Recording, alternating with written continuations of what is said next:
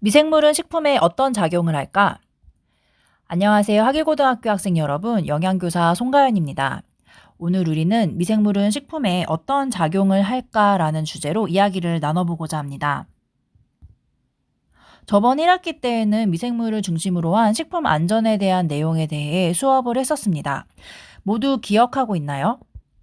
오늘은 그러한 미생물들이 식품에 미치는 영향을 중심으로 식품 안전에 대해 이야기를 나눠보고자 합니다. 즉, 발효와 부패에 대해 이야기를 해보고 미생물들이 하는 작용에 의해 맛있는 식품이 탄생할 수 있다는 지점에 대해 이야기를 해보고자 합니다. 자, 미생물이 작용한 식품은 총 몇 가지일까요? 왼쪽 첫째 줄부터 요거트, 고르곤졸라 피자, 차돌 된장찌개, 전과 양념 간장, 카프레제 샐러드, 앙버터빵, 와인과 치즈, 빵, 김치, 마지막으로 맥주가 있는데요. 맥주와 와인, 앙버터빵을 제외하고는 모두 학교 급식에서 나왔던 메뉴들이죠. 자, 정답은 총 9가지 모두 미생물들이 작용한 식품들이라고 할 수 있습니다. 저번 시간에도 언급했었던 미생물의 정의에 대해 다시 한번 이야기해 볼까요? 미생물이란 눈으로 볼 수 없는 아주 작은 생물들을 말합니다. 마이크로는 작다라는 뜻이고 올가니즘은 생물이라는 뜻인데요. 이러한 미생물의 종류에는 세균과 곰팡이, 효모, 버섯이나 바이러스가 있습니다. 이러한 미생물들은 인간과 동물의 몸속이나 토양, 물속, 먼지 등 우리가 사는 어느 곳에서나 함께 살아가고 있으며 심지어 남극의 빙하 등 지구상 어느 곳에서나 살아갈 수 있습니다. 미생물 중 세균은 모양에 따라 공 모양, 막대기 모양, 구불구불한 나선형의 모양으로 분류할 수 있으며 분열을 통해 기하급수적으로 증식할 수 있습니다. 균류로 분류되는 효모나 곰팡이 그리고 버섯은 그 증식 방법과 세포 내 핵과 미토콘드리아의 존재 유무로 세균과 구분이 되는데요.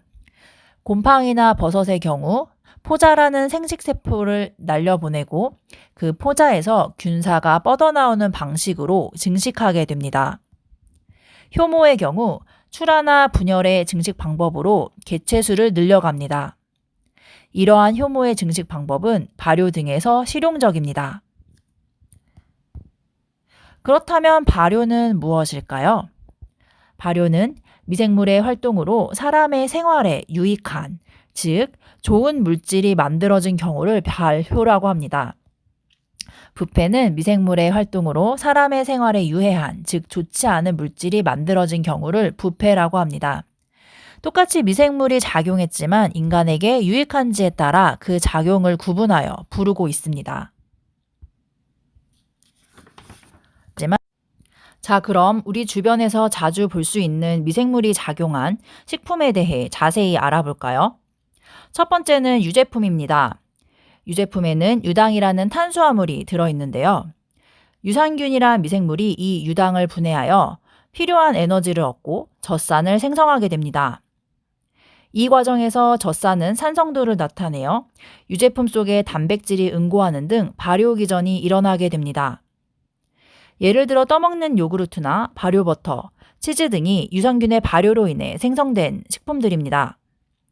간장이나 된장 또한 이러한 유산균의 발효 과정을 통해 생성된 식품들입니다. 한편 유제품 중 떠먹는 요구르트에 대해 자세히 알아볼까요? 떠먹는 요구르트는 응고, 즉 분리된 우유라고 할 수 있는데요. 유산균의 발효작용에 의해 우유 단백질인 카제인 단백질의 사슬이 풀리며 서로 엉겨붙게 되고 이 과정에서 우유 제방과 수분을 붙잡아 걸쭉하게 됩니다.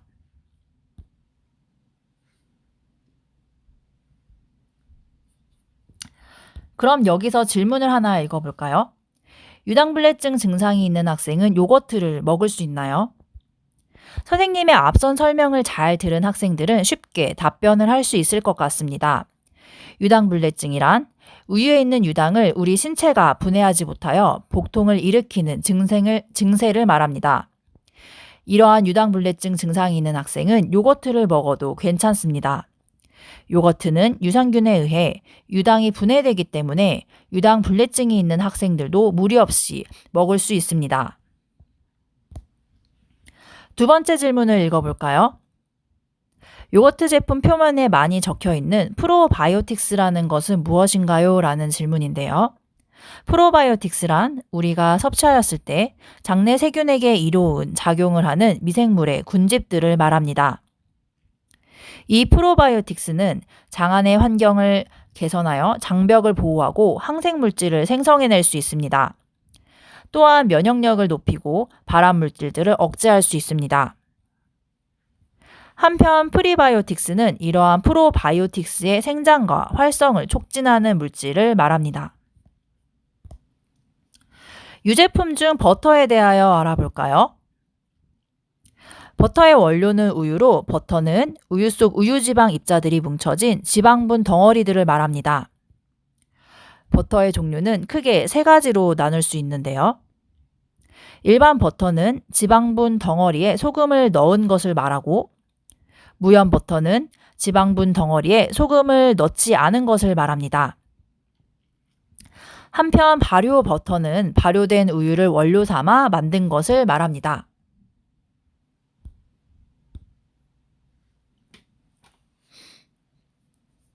그렇다면 발효 버터란 무엇일까요? 일반 버터를 만드는 과정은 다음과 같습니다. 일반 버터는 그림을 잘 보시면 두 번째 캐릭터인 유산균이 그림 속에 없는데요.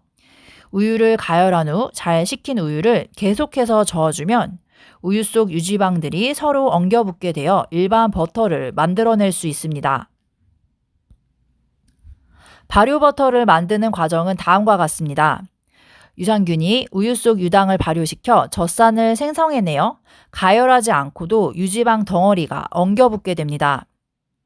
이렇게 생성된 것이 발효 버터인데요. 발효된 우유를 원료 삼아 가열하지 않고도 버터가 생성된 것입니다. 치즈는 그럼 어떻게 만들어지는 것인가요? 치즈의 원료는 우유로 우유 속의 단백질과 지방이 단단하게 혼합된 형태입니다. 이러한 치즈는 가공 과정에 따라 종류가 아주 다양한데요. 치즈를 압착하는 힘의 세기의 정도나 건조된 정도, 곰팡이균이 첨가되었는지의 여부, 그 숙성 기간이 얼마나 오래되었느냐에 따라 모짜렐라 치즈, 까망베르 치즈, 고르곤졸라 치즈, 포르세스 치즈 등 다양한 종류의 치즈가 만들어질 수 있습니다. 그런데 치즈는 어떻게 만들어서 먹게 되었던 걸까요? 옛날 옛적에는 우유를 보관할 통을 만들기가 어려웠습니다.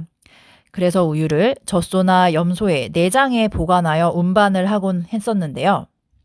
그때 내장에 남아있던 동물의 소화효소, 즉 레닛에 의해 치즈가 우연히 만들어지게 되었답니다. 이렇게 우유에 레닛이라는 효소나 산성도가 있는 레몬즙이나 식초를 넣게 되면 우유 속에 있는 우유 단백질이 효소에 의해 잘려져 나가 서로가 이어지면서 엉겨붙게 됩니다. 이렇게 카제인 단백질이 엉겨붙게 된 단백질을 커드라고 부릅니다. 이러한 커드에 부패의 원인이 되는 미생물을 억제시키면서 풍미를 돋아주는 소금물을 첨가하고 뜨거운 물에 커드를 담아 치대고 잡아당겨 늘리게 되면 쭉쭉 늘어나는 모짜렐라 치즈가 탄생하게 됩니다. 한편 커드의 표면이 숙성되며 치즈 표면에 껍질이 생기며 흰 곰팡이가 생기게 됩니다. 이러한 흰 곰팡이가 치즈를 부드럽게 만들어 까망베르 치즈가 만들어지게 되기도 합니다. 표면이 아닌 치즈 안에 구멍을 뚫어 놓으면 이 틈에서 푸른 곰팡이가 자라게 되면서 고르곤졸라 치즈나 스틸톤 치즈가 만들어지게 되기도 합니다. 또한 프로피오닉 박테리아라는 세균이 치즈 내부에서 숙성되면서 치즈 아이, 즉 구멍을 만들며 에멘탈 치즈를 만들기도 합니다. 만화 속에서 많이 접하게 된 치즈는 프로피오닉 박테리아가 만들어낸 에멘탈 치즈였다는 것을 알고 있었나요? 미생물이 발효하는 두 번째 식품인 빵에 대해 알아보도록 하겠습니다. 빵이 부풀어 오르는 이유는 무엇일까요? 빵의 원료는 첫째 밀가루, 둘째 물, 셋째 소금, 넷째 이스트입니다. 밀가루를 물과 함께 반죽을 하게 되면 밀가루 속 단백질인 글리아딘과 글루테닌이 서로 엉겨붙어 점탄성의 성질을 갖고 있는 글루텐이란 단백질의 망상 구조를 형성하게 됩니다. 이때 밀가루 속의 탄수화물을 이스트가 발효 과정을 통해 이산화탄소와 알코올로 분해하게 됩니다. 한편 글루텐의 응집은 이스트가 발효 과정을 통해 만들어낸 이산화탄소의 기포를 가두어 두게 하여 빵을 부풀게 합니다. 오븐 속으로 들어간 빵 반죽 안의 이산화탄소는 열에 의해 더욱더 팽창하게 되고 빵은 더욱더 부풀어 오르게 됩니다. 한편 오븐 속 이스트는 열에 의해 죽게 되고 생성되었던 알코올 또한 증발되어 사라지게 됩니다. 자, 빵 속에 남아있는 구멍이 보이시나요? 이 구멍은 이산화탄소가 미처 빠져나가지 못하고 반죽 속에 남아있어 공간이 만들어진 부분입니다. 다음으로는 와인에 대하여 알아볼까요? 여러분은 화이트 와인과 레드 와인의 차이점에 대해 알고 있나요? 와인은 포도로 만들어진 술인데요. 포도의 표면에 있는 이스트에 의해 만들어지게 됩니다. 포도의 당이 포도 표면의 이스트에 의해 발효가 되면서 이산화탄소와 알코올로 분해가 됩니다. 적포도주의 경우 포도를 껍질과 씨앗째 으깨게 되면 포도즙의 당이 포도 표면의 껍질에 이스트가 만나 레드 와인을 만들 수 있습니다. 껍질은 붉은 색소를 나타내게 하고 씨앗은 쓴맛을 나타내게 됩니다. 백포도주의 경우 적포도주를 만들 때와는 달리 껍질과 씨앗을 제거하고 청포도를 이용해서 만들게 됩니다. 포도즙의 당과 이스트가 만나 발효되어 화이트 와인을 만들게 됩니다. 한편 저번 급식의 메뉴로 나왔던 카프레제에 뿌려졌던 발사믹 식초를 기억하시나요? 발사믹 식초는 와인 뚜껑이 열린 채 방치된 포도주에서 만들어졌는데요. 아세트산균은 산소가 있을 때 활발하게 활동하게 되므로 이러한 아세트산균에 의해 포도당이 분해되어 알코올과 아세트산을 생성하게 됩니다. 알코올은 공기 중에 증발하게 되고 남은 아세트산, 즉 식초가 생성되게 됩니다. 자, 그럼 우리나라의 전통 발효식품에 대해서 한번 알아볼까요? 김치는 어떤 미생물이 작용할까요? 김치는 한 가지 미생물이 작용해서 만들어진 식품이 아니라 348가지의 서로 다른 미생물 균주가 확인이 되었다는 조사가 있을 정도로 다양한 미생물들이 함유된 식품이라고 할 수 있습니다. 그럼 김치가 제조되는 원리에 대해 알아볼까요? 김치는 소금의 삼투압의 작용에 의해 절여진 배추를 이용하여 만들게 됩니다. 삼투압 작용이란 농도가 낮은 쪽에서 농도가 높은 쪽으로 용매, 즉 물이 옮겨지는 현상을 말합니다. 따라서 소금물에 담궈둔 배추는 농도가 높은 소금물 쪽으로 배추 속의 수분이 이동하게 되어 빳빳했던 배춧잎이 시들하게 절여지게 됩니다. 또한 유산균이 젖산을 생성하여 김치를 숙성시키게 되는데 이때 이 젖산 발효 과정에 의해 유해한 잡균의 생성이 억제되게 됩니다. 숙성되었던 김치가 신김치가 되는 과정에서는 아세트산균이 활약을 하게 되는데요. 기온이 올라가면 아세트산 발효가 일어나 김치가 시큼해지는 과정을 겪습니다. 김치는 이러한 발효 과정 중 어느 시기에도 먹을 수 있으며 이러한 발효 과정이 진행됨에 따라 김치 내에 양적으로 우위를 점하고 있는 미생물 또한 계속 바뀌게 됩니다. 또한 발효가 진행될수록 채소의 섬유질이 연해지고 아삭해지며 맛 또한 깔끔한 맛에서 톡 쏘는 맛으로 깊어지게 됩니다. 이러한 김치는 우리 신체 내 장에 토박이로 살고 있는 미생물들을 먹일 수 있는 풍부한 섬유질을 제공할 수 있습니다. 따라서 김치는 미생물과 프리바이오틱스가 가장 풍부한 음식이라고 할 수 있습니다. 학교 급식에서 만났던 발효식품에 대해 알아볼까요?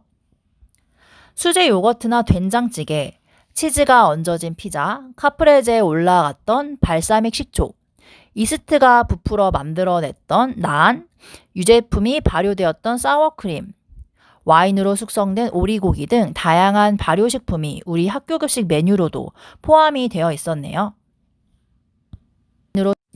그렇다면 이러한 미생물의 작용을 억제하여 오랫동안 식품을 보관하기 위해서는 어떻게 해야 할까요? 소금이나 설탕에 절여 놓는다면 미생물의 작용을 억제할 수 있습니다.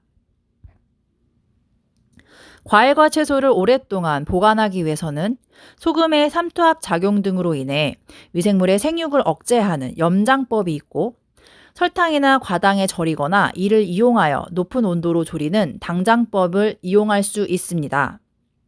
염장법을 이용한 음식으로는 장아찌나 김치, 짠 베이컨이나 자반 고등어 등이 있고, 당장법을 이용한 음식으로는 잼이나 과일청, 젤리, 마멀레이드와 같은 음식들이 있습니다. 마지막으로 이러한 미생물의 원리를 이용한 음식을 만드는 방법에 대해 함께 알아볼까요? 첫 번째로는 수제 요거트 만들기입니다. 원리는 유산균의 젖산 발효에 의해 만들어지게 됩니다. 유산균이 유당을 발효시켜 젖산을 생성하게 되면 젖산균에 의해 단백질과 지방, 수분이 뭉쳐지며 걸쭉해진 요거트가 생성이 됩니다. 첫 번째로 우유를 따뜻하게 데우고 데워진 우유에 미생물을 접종할 수 있도록 발효유 한 병을 넣어줍니다. 12시간 정도 따뜻한 곳에서 숙성을 시키고 냉장 보관을 하게 되면 수제 요거트가 만들어지게 됩니다. 두 번째로는 수제 과일청 만들기입니다. 당절임을 이용하여 설탕의 탈수작용에 의해 미생물의 번식이 억제되어 오랫동안 과일을 먹을 수 있는 미생물의 생육을 억제하는 원리로 만들어진 음식인데요. 자몽이나 레몬을 깨끗이 세척하여 잘라주고 자몽이나 레몬에 60% 이상의 설탕을 넣어 함께 버무려주게 됩니다. 병에 넣어 냉장고에서 3에서 4일 정도 보관하게 되면 과일의 수분 또한 빠져나오게 되며 이 수분이 설탕을 녹여주어 미생물의 생육이 억제되게 됩니다. 지금까지 식품 안전과 미생물이라는 주제로 수업을 진행해 보았는데요. 미생물을 올바른 방법으로 유익하게 다루어 우리에게 이로운 식품을 만들어 이용할 수 있으면 좋을 것 같습니다.